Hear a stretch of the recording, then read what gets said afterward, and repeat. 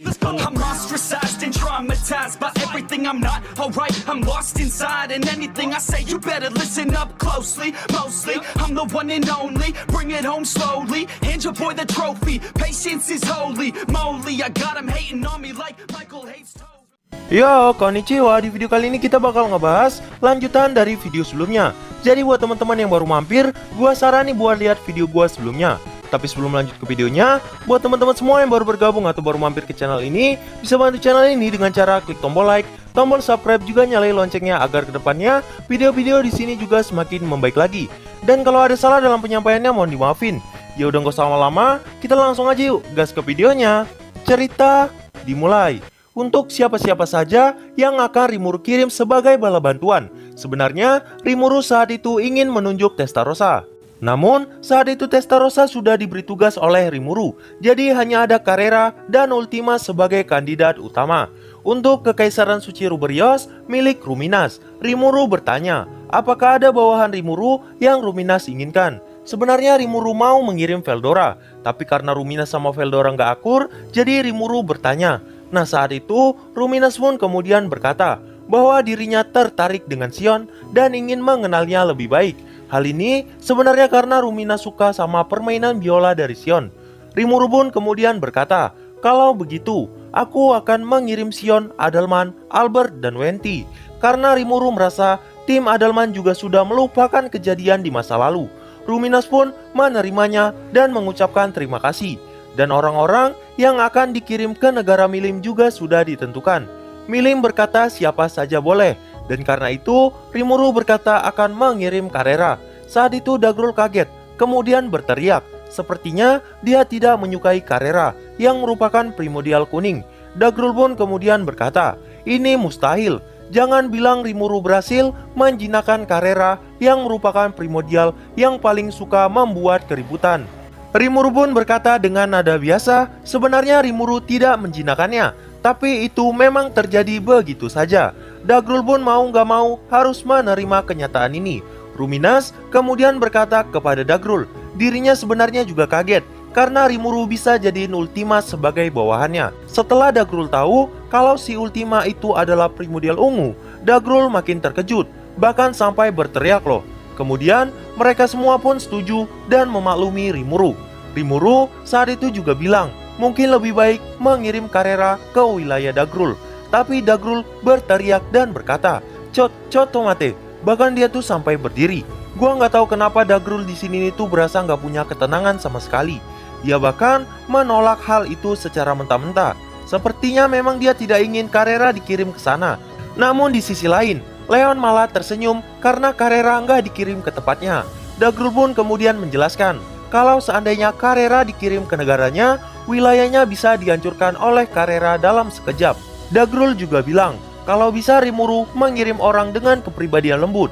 Sebenarnya, negara Dagrul adalah tempat perlindungan yang banyak terdapat kekurangan. Dan karena hal itu, wilayahnya sering disebut dengan Dharmagania the Holy Void, yang berarti negara dengan sedikit sumber daya dan banyak bangunan yang telah menjadi reruntuhan. Dan karena hal ini, Dagrul gak bisa menerima Carrera. Rimuru kemudian bilang, kalau begitu, apa sebaiknya Carrera harus pergi ke wilayah Leon? Namun Leon marah dan berkata, berhentilah bercanda. Tentu saja aku akan menolak. Iblis yang satu itu, dia adalah satu-satunya yang tidak akan pernah aku izinkan datang ke negaraku. Sekarang gantian Dagrul yang tersenyum lega. Saat itu, Gi berkata, Rimuru tidak bisa mengirim Carrera karena Gi ada di wilayah Leon. Menurut Gi, Carrera tuh sering mencoba melawannya berkali-kali di alam iblis. Tapi saat Carrera merasa dirinya akan kalah, dia tuh selalu pergi melarikan diri, terus nanti nantangin lagi. Intinya, Gi itu gak mau membuang-buang energinya kali ini, dan mau fokus ke pertarungannya aja. Nah saat itu, Milim pun kemudian berkata, wah, aku menyukai Carrera, jadi Milim ingin melihatnya.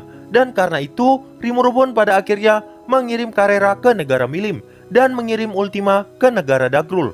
Dan untuk pertanyaan yang terakhir, siapakah yang akan dikirim ke wilayah Leon? Saat itu, Gi berkata Rimuru harus segera memutuskannya.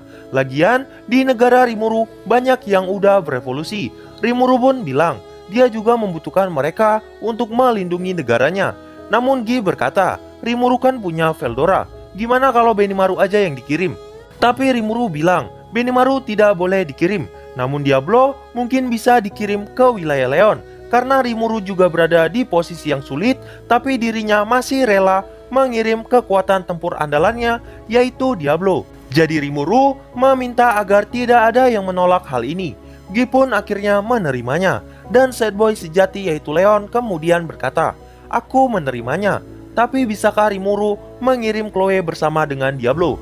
Rimuru pun akhirnya mengizinkannya dan berkata, jika seandainya Diablo memberi Leon masalah, cukup beritahu saja Rimuru. Rimuru pasti akan segera menghukumnya jika hal itu terjadi. Setelah pengiriman pasukan diputuskan, kini tentang Felzar. Saat itu, Carrion sebagai perwakilan dari Milim mengatakan sesuatu. Sekarang aku memiliki kekuatan, jadi Carrion ingin mencoba melawan True Dragon. Meski dirinya ragu, akan diberikan kesempatan melawan Felzar. Veldora pun tertawa dan berkata, wah hahaha, bahkan aku tidak akan pernah bisa mengalahkan kakakku. Jika benar Carrion ingin melawan True Dragon, biarkanlah Veldora yang menjadi lawan bertarung dari Carrion. Nah saat itu, Dagrul berkata kepada Rimuru, kenapa tidak mengirim Veldora kepadanya? Intinya Dagrul tuh pengen nukar Ultima sama Veldora. Rimuru dengan tegas berkata, maaf Dagrul, aku tidak bisa melakukan hal itu, karena Veldora bukan bawahanku, dia adalah sahabatku.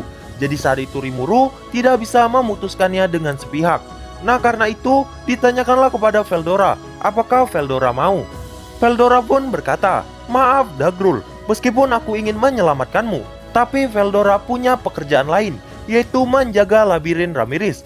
Dalam hati Rimuru tuh mikir, pasti si Veldora nih cuma mau baca manga. Dan di sisi lain, Ramirez malah terharu, karena Veldora tuh lebih milih jaga labirinnya. Dagrul pun berkata, ini memang memalukan, tapi jika wilayahnya diserang oleh Felzar, akan lebih meyakinkan jika ada Veldora. Setelah mendengar pujian ini, Veldora pun berkata, kau benar, karena aku kuat. Aku tidak akan pernah takut pada kakakku. Sebenarnya Rimuru tuh kasihan sama Dagrul, tapi Rimuru harus lebih mentingin negaranya. Milim pun kemudian berkata, dirinya memang belum pernah melawan Felzar, tapi Milim merasa Felzar adalah lawan yang berbahaya. Jika seandainya Felzar datang ke wilayah Dagrul, Milim akan menghadapinya. Jadi Dagrul harus segera meminta bantuan saat itu terjadi. Sebenarnya tujuan musuh membuat mereka semua heran, karena pada dasarnya True Dragon itu abadi. Jadi seharusnya tidak perlu khawatir, karena pada akhirnya Feldanava akan kembali dengan sendirinya. Tapi karena si Mikael adalah ego yang muncul dari skill Raja Keadilan, sekaligus merupakan sosok yang keberadaannya mustahil, jadi mungkin musuh berpikir pasti ada jalan pintas untuk kebangkitan Feldanava. Bahkan Gi sendiri juga mengatakan, memang benar bahwa Feldanava tidak menunjukkan tanda-tanda kebangkitan, tapi Gi lebih percaya Feldanava itu abadi, karena dia sendiri pernah bertarung dengannya. Diablo pun saat itu berkata, kufufufu, mereka percaya jika mereka mengambil kekuatan dari 3 True Dragon, Feldanava akan kembali. Bagi Diablo itu adalah hal yang bodoh. Tetapi apakah itu benar-benar tidak berhasil? Mendengar perkataan Diablo, Rimuru pun mengingat bahwa Dragon Factor adalah kuncinya. Saat itu, Sial berkata kepada Rimuru bahwa Rimuru sudah memilikinya. Dan karena Rimuru udah jadi True Dragon, jadi nggak heran kalau Rimuru punya Dragon Factor. Tapi menurut Rimuru, jika seandainya mereka bisa mengumpulkan Dragon Factor dari ketiga True Dragon, pasti tetap tidak akan ada artinya, karena faktor terpenting dari Feldanava telah hilang. Itu hanya akan menciptakan orang yang berbeda. Diablo saat itu berkata, yang mereka ciptakan hanya akan menjadi tubuh palsu yang bisa meniru skillnya, tapi mereka tetap tidak akan memiliki hubungan dengan jiwa yang baru. Dia pun mengatakan, Feldanava adalah bentuk kehidupan spiritual yang sempurna, jadi tidak mungkin jiwanya akan tersebar seperti Rudra. Saat itu Sial berkata, Feldanava tidak punya alasan untuk kembali, karena Feldanava harus menciptakan tubuhnya jika dia memang benar-benar ingin kembali, mengumpulkan skill murni untuk menciptakan sosok yang menciptakan semua skill itu sangat tidak masuk akal. Ditambah Leon ada di sini, jadi mustahil bagi musuh mengumpulkan semua skill.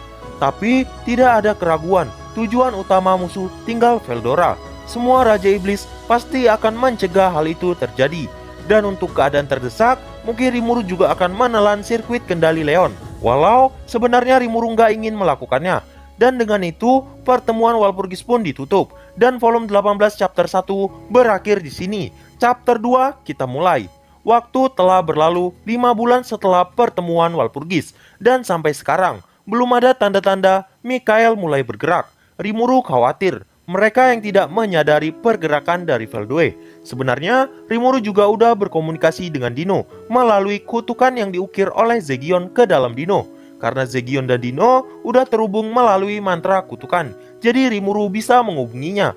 Saat pesan sudah terhubung, Rimuru pun bertanya bagaimana kabar Dino. Tapi Dino terlihat sangat panik. Saat itu, Dino pun berkata, "Ada apa ini?" Namun Rimuru mengatakan, "Dino, ku dengar kau memilih bermusuhan denganku." Dino beralasan tapi Rimuru tidak ingin mendengarkan alasan apapun. Rimuru cuma mau kejujuran dari Dino. Dino pun heran. Rimuru berkata, Dino bersama rekannya telah menyerang labirin, bahkan berencana untuk menyulik Ramirez. Dino berkata, dirinya terpaksa melakukannya karena dia menerima perintah. Tapi Rimuru bilang tidak ingin mendengarkan alasan. Dan Dino pun saat itu meminta maaf dan bilang dirinya punya masalah tersendiri. Karena ini sudah terjadi, semoga Rimuru bisa mengerti. Rimuru pun berkata, "Aku mengerti. Pasti dirimu berada di bawah kendali Mikael." Saat itu Dino pun bereaksi, Tunggu, maksudmu aku sedang dikendalikan?" Dino pun kaget setelah tahu hal ini dan berkata, "Tidak mungkin. Memang benar aku memiliki skill ultimate Heavenly King Astarte." Dan berdasarkan reaksi Dino, seolah memberitahu jika Dino dikendalikan, sesuatu hal akan terjadi. Jadi Rimuru merasa Dino selama ini tidak sepenuhnya di bawah kendali. Dino pun bertanya apa yang harus dirinya lakukan. Dino pun akhirnya tersadar bahwa selama ini Dino tidak pernah merasa marah kepada Mikael. Dino bahkan tidak ingin mengkhianatinya. Dan Dino tidak ingin bergabung dengan Rimuru. Dia bahkan baru menyadarinya sekarang. Itu adalah perasaan yang sangat aneh. Dengan ini, Rimuru pun akhirnya tahu bahwa skill Dino membuatnya tetap sadar selama ini. Rimuru pun berkata, jika Dino memiliki skill iblis yang berlawanan dengan skill malaikat, Dino bisa melarikan diri dari kendalinya. Sebenarnya ada cara lain, tetapi Rimuru tidak menyarankannya karena hanya bergantung pada keberuntungan.